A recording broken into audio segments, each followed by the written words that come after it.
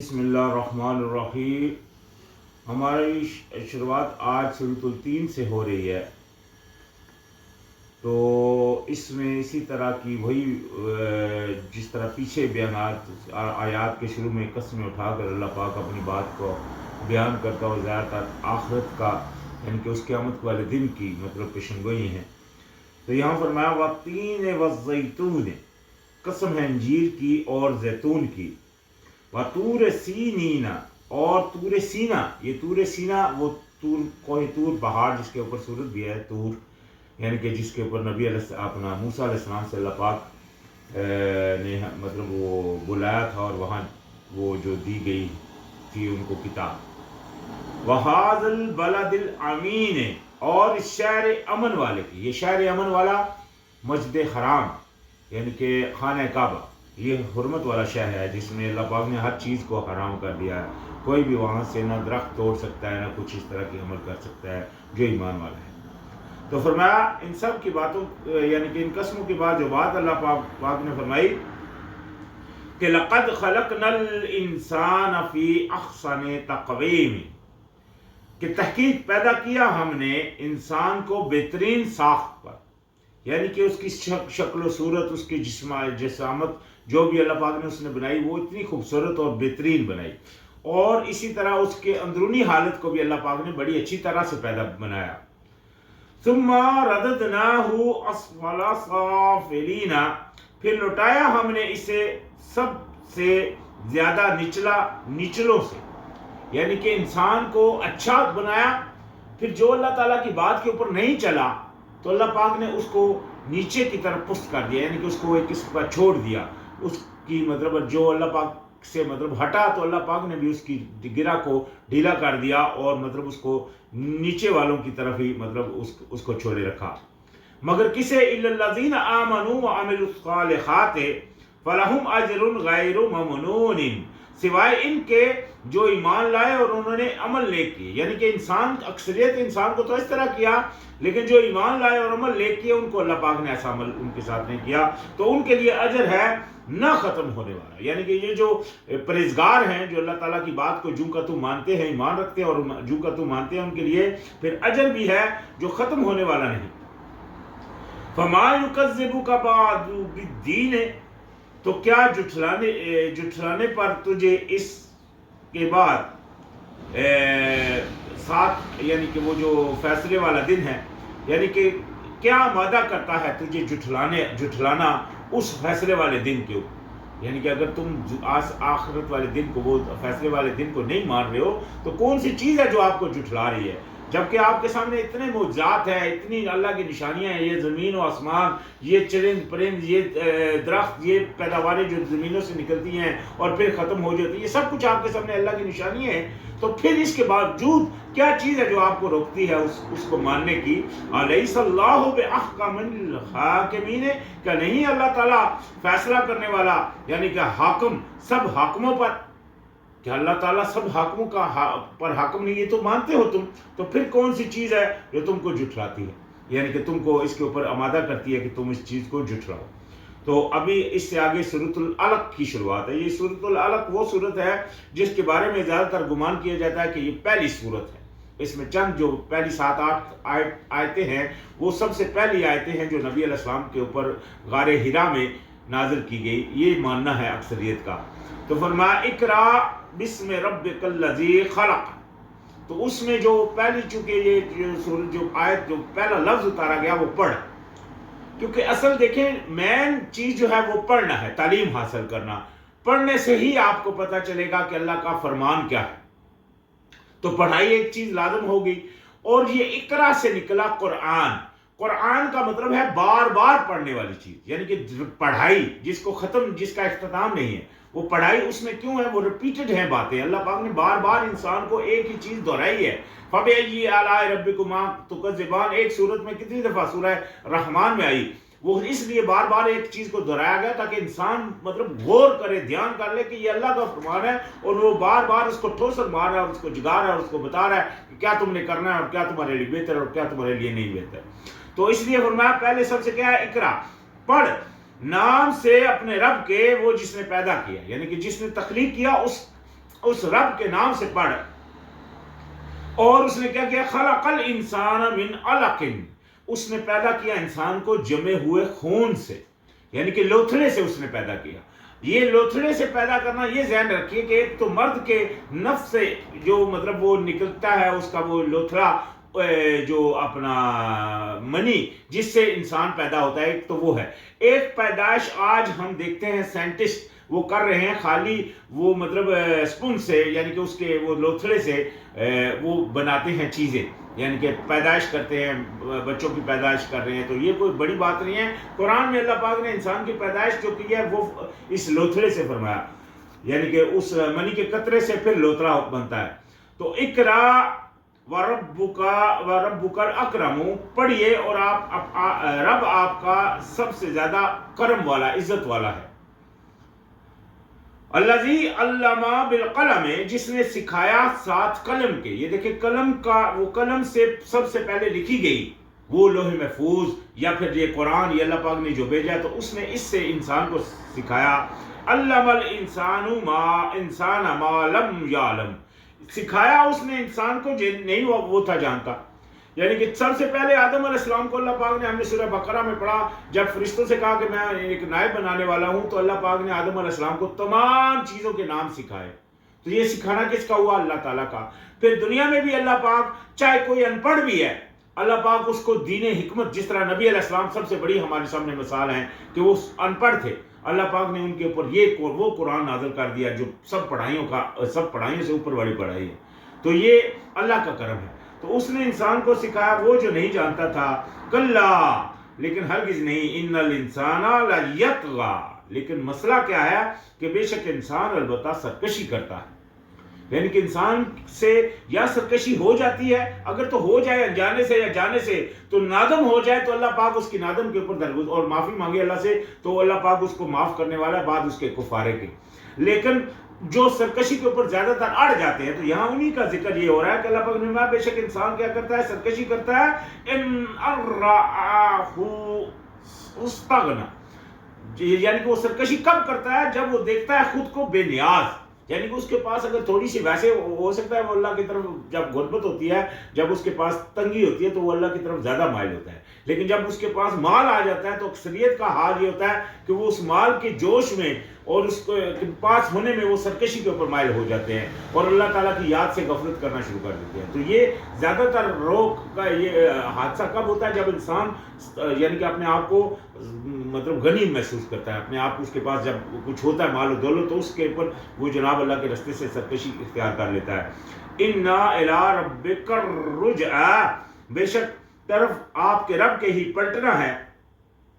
أَرَأَيْتَ الَّذِي يَنْهَىٰ، کیا دیکھا آپ نے اس شخص کو جو روکتا ہے؟ یعنی کہ آپ نے جو بھی کرنا ہے وہ واپس اللہ ہی کی طرف پلٹنا ہے. اور ایسے بھی موجود ہیں لوگ جو اللہ تعالیٰ کے رستے سے روکتے ہیں.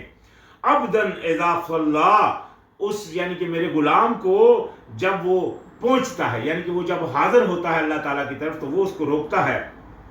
ارائیتا ان کان علی الہدی، کیا دیکھا آپ نے اگر وہ ہوتا ہدایت پر، یعنی کہ یہ ایک ایسا انسان جو اللہ تعالیٰ کی رستے سے روک رہا ہے، اگر وہ ہدایت پر ہوتا، او امر بالتقوی، یا وہ حکم دیتا پرہیزگاری کا. ارائیتا ان کذب وتولی، تو آپ دیکھیں گے ایسے کو، مطلب اس کو کہ وہ جھٹلاتا ہے اور منہ موڑتا ہے. یعنی کہ وہ رو نہیں اختیار کرتا پرہیزگاری والی، بلکہ جھٹلانے اور منہ موڑنے والی رو اختیار کرتا ہے. بوجہ اس کے پاس وہ جب اپنے آپ کو غنی محسوس کرتا ہے، یا اپنے آپ کے پاس وہ مطلب بڑا، جس طرح آج کسی کو چھوٹا سا عہدہ مل جاتا ہے دنیا کے اندر، کوئی وزیر بن جاتا ہے، کوئی منسٹر بن جاتا ہے، کوئی افسر بن جاتا ہے، کوئی مطلب فوج کا افسر بن جاتا ہے، تھوڑا سا عہدہ اس کو ملتا ہے تو وہ اپنی اوقات میں مطلب اکثریت جو ہوتے ہیں بھول جاتے ہیں اور مطلب اللہ کے رستے سے ہٹتے بھی ہیں اور دوسروں کو بھی وہ روک رہے ہوتے ہیں. مطلب اللہ کے رستے میں جو نکل رہے ہوتے ہیں ان کے آگے وہ دیوار بن جاتے ہیں کہ نہیں یہ غلط ہے. کیوں؟ کیونکہ وہ خود آزادی پسند ہوتے ہیں. اور یہ جو اللہ کے غلام ہوتے ہیں وہ اللہ تعالیٰ کے رستے میں لوگوں کو بلا رہے ہوتے ہیں کہ اللہ کی غلامی اختیار کرو. اور چونکہ ان لوگوں کو اللہ کی غلامی وہ پسند نہیں آ رہی ہوتی، اس لیے وہ اللہ کے رستے میں مطلب رکاوٹیں بنتے ہیں اور ان کو روکتے ہیں. علم یعلم ان اللہ یرا، کیا نہیں وہ جانتا کہ بے شک اللہ دیکھ رہا ہے؟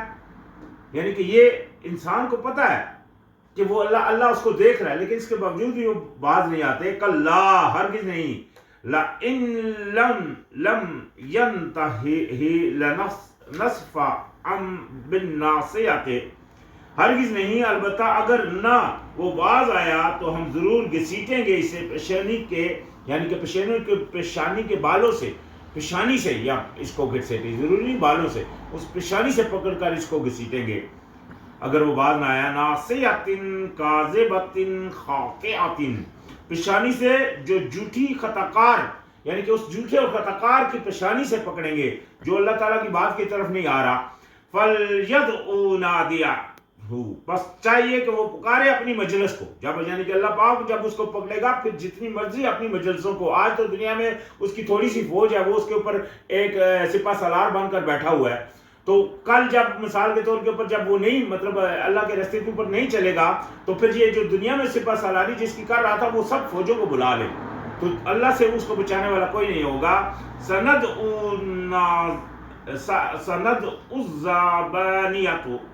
زبانیت، ان قریب ہم بلائیں گے، یعنی کہ اپنے ان لشکروں کو، ان فرشتوں جو دوزخ والے ہیں وغیرہ کے، یعنی کہ ان کو جو اللہ تعالیٰ کی فوج ہے ان کو.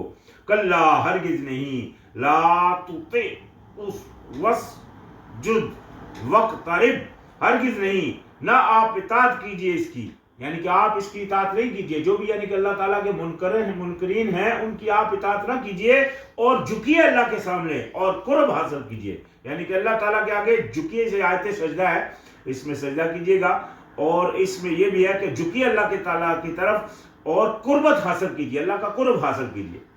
تو اگلی سورۃ القدر فرمایا بسم اللہ الرحمن الرحیم، انا انزلناہ فی لیلۃ القدر، بے شک نازل کیا ہم نے اسے قدر و قدرت و تقدیر کا مطلب ہوتا ہے اندازہ ٹھہرانے والی رات.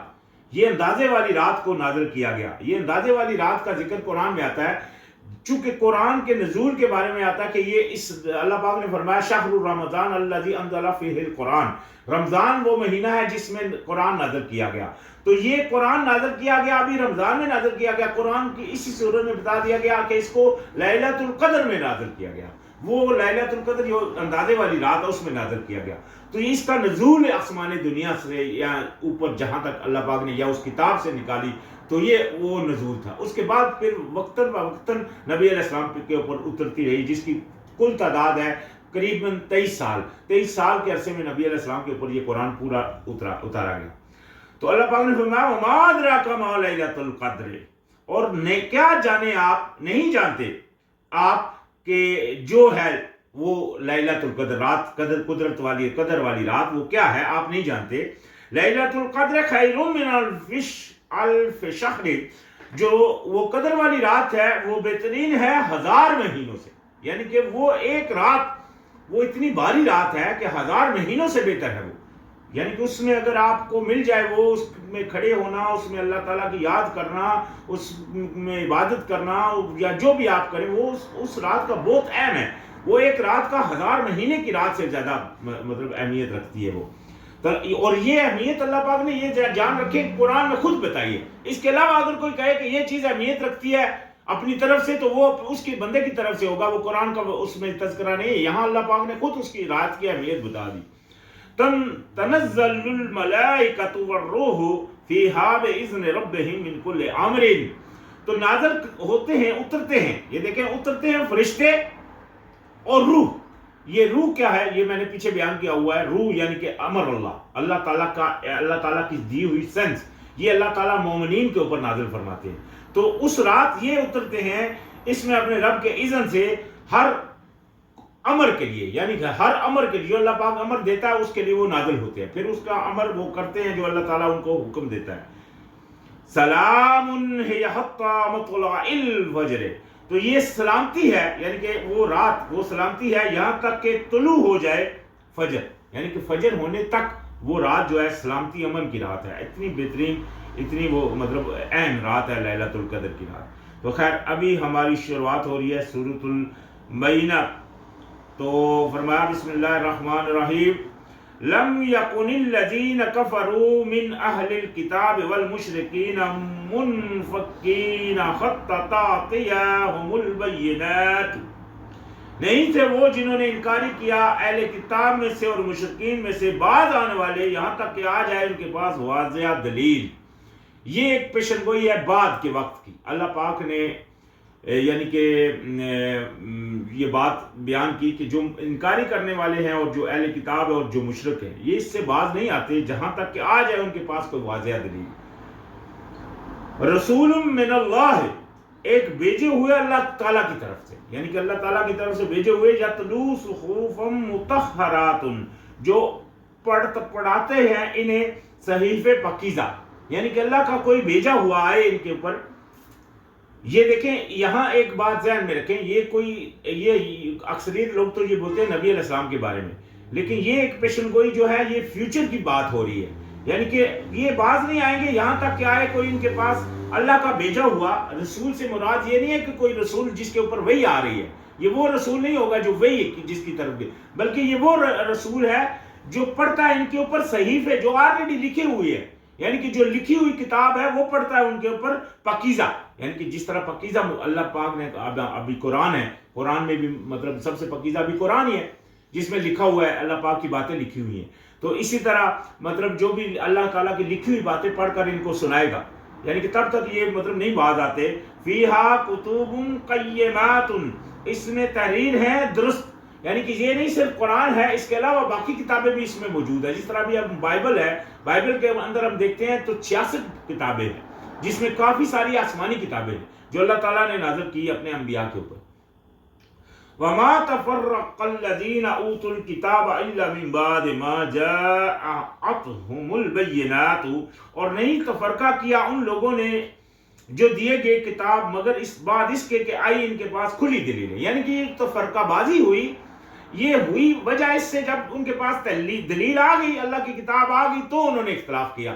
آج یہی امر ہمارے ہاں موجود ہے۔ مثال کے طور کے اوپر اللہ پاک نے قرآن میں بولا تفرقہ نہیں کرو، ایک بندہ وہ ہے جو بولتا ہے بھائی اللہ نے بولا تفرقہ نہیں کرو، میں کوئی تفرقہ نہیں کرتا، میں خود کو مسلمان ہی گنوں گا۔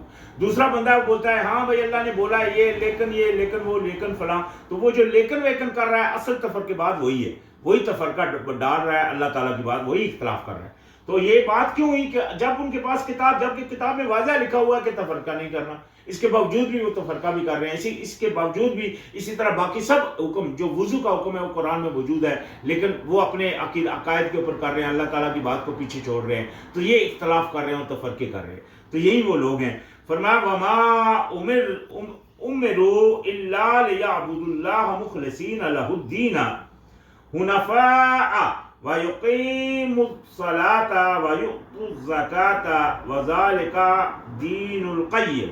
یہ دیکھیں اس آیت میں اللہ پاک نے واضح تر ایک بات فرما دی، اور نہیں وہ حکم دیے گئے، اور یعنی کہ ان کو حکم نہیں ہوا، جو بھی اللہ تعالیٰ کے ماننے کے دعوے دار ہیں یا جو بھی جن کے پاس یہ کتابیں آئی ہیں، ان کو حکم اور کچھ نہیں ہوا سوائے اس کے کہ وہ غلامی کرے اللہ تعالیٰ کی خالص کر کے، اس کے لیے اپنے فیصلے کو، اپنی حکومت کو، اپنی حکومت جو اللہ پاک نے اس کو ان کی حکومت ان کے اوپر دی ہے، ان کا کنٹرول ان کے جسموں کے اوپر جو اللہ پاک نے ان کو دیا ہے، جو حکومت ان کو ملی ہے اپنے اجسام کے اوپر یا اپنی فیملی کے اوپر یا اپنے گھر والوں کے اوپر یا اپنے دفتر کے اوپر یا اپنے ملک کے اوپر، جہاں بھی ان کو کوئی حکومت ملی ہے تو اس میں وہ خالص کریں اس غلامی کو اپنے رب کی، حنفا یکسو ہو کر اس کی طرف، یکسو یعنی کہ صرف ایک اللہ کی طرف ہو کر، اور یہ کہ وہ قائم کریں نماز اور آئیں پاکیزگی سے۔ یہی ہے درست فیصلہ، یعنی کہ یہی ہے اصل فیصلہ جو قیم ہے، یعنی کہ یہی ہے وہ فیصلہ کہ آپ غلامی کو اپنی کو خالص کر لیں اللہ کے لیے۔ ان الذین کفروا من اہل الکتاب والمشرکین فی نار جہنم خالدین فیہا اولئک ہم شر البریات، بے شک وہ جنہوں نے انکاری کیا اہل کتاب میں سے بھی اور مشرکین میں سے بھی آگ میں ہوں گے جہنم کی ہمیشہ رہنے والے۔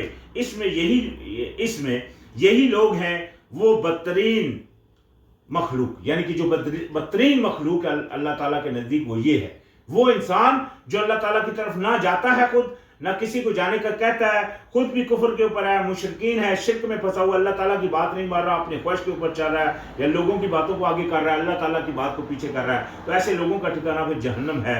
ان الذین آمنوا وعملوا الصالحات اولئک هم الخیر البریات۔ تو وہاں جو شر البریات ہے وہ کیا تھی؟ بدترین مخلوق، وہ جو اللہ تعالیٰ کی بات نہیں مانتے۔ اور اس کے مقابلے میں اللہ پاک نے فرمایا بے شک وہ لوگ جو ایمان لائے اور انہوں نے عمل نیک کیے، یہی لوگ ہیں جو بہترین مخلوق ہے۔ یہ دیکھیں، بہترین مخلوق اگر بننا چاہتا کوئی تو اس کے لیے آپشن یہ ہے کہ وہ اللہ کو مانے اور اللہ کی مانے، اسی میں اس کے بہتری۔ ہاں اگر گناہ ہو جاتا ہے انسان سے، وہ کوئی بڑی بات نہیں انسان سے کہ گناہ نہ ہو، انسان سے گناہ ہو جاتا ہے، لیکن وہ اپنی روح کو ہمیشہ توبہ کی تائب ہو، اپنی غلطی کے اوپر اڑا نہ رہے، فوری تائب ہو اور فوری اس کا کفارہ دے اور فوری اللہ سے معافی مانگے، تو اللہ کو پائے گا غفور الرحیم۔ اللہ پاک نے اس کا اعلان کر رکھا ہے قرآن میں۔ تو فرمایا جزاؤہم عند ربہم جنات عدن تجری من تحتہا الانہار خالدین فیہا ابدا رضی اللہ عنہم ورضوا عنہ ذالک لمن خشی ربہ۔ تو ان کا انعام، یعنی کہ وہ جو اللہ تعالیٰ کی بات ماننے والے ہیں، اللہ کو ماننے والے اور اللہ کی بات ماننے والے، ان کا بدلہ ان کا پاس ہے، یعنی کہ ان کا پاس ہے ان کے رب کے باغات ہمیشگی کے، بہتی ہیں جن ان کے نیچے نہریں، ہمیشہ رہنے والے ہیں ان میں ہمیشہ ہمیشہ۔ راضی ہو گیا اللہ ان سے اور وہ راضی ہو گئے اس سے۔ یہ دیکھیں، اللہ کی رضا یہ نہیں خالی رضی اللہ عنہ خالی اصحاب رسول کے لیے ہے، اللہ ان لوگوں سے راضی ہوا، اللہ نے اعلان کر رکھا ہے جو اللہ تعالیٰ کی رضا کے اوپر چلتے رہے، جو اللہ تعالیٰ کی رضا حاصل کرنے کے لیے اللہ کے حکموں کے اوپر چلتے رہے۔ تو جو بھی اللہ کو مانے گا اور اللہ کی مانے گا، یاد رکھے اللہ اس سے راضی، اس کے لیے بھی رضی اللہ کہنا کوئی بری بات نہیں ہے، نہ کوئی منافی ہے۔ اللہ تعالیٰ قرآن ہے، کیونکہ قرآن میں اللہ پاک نے اللہ کن سے راضی ہوا، رضی اللہ عنہ، کس کے لیے اللہ پاک نے لکھا؟ وہ جو اللہ کی بات کو مانتے ہیں اور اللہ تعالیٰ کی بات کے مطابق عمل کرتے ہیں۔ تو فرمایا تو یہ ہے اس سے یہ اس کے لیے ہے جو ڈر گیا اپنے رب سے، یعنی کہ جس نے اپنے رب سے ڈرا اور اس کے سامنے حاضر ہونے سے خوف رکھا، تو اس کے لیے یہ نعمت ہے کہ اللہ اس سے راضی ہو جائے گا۔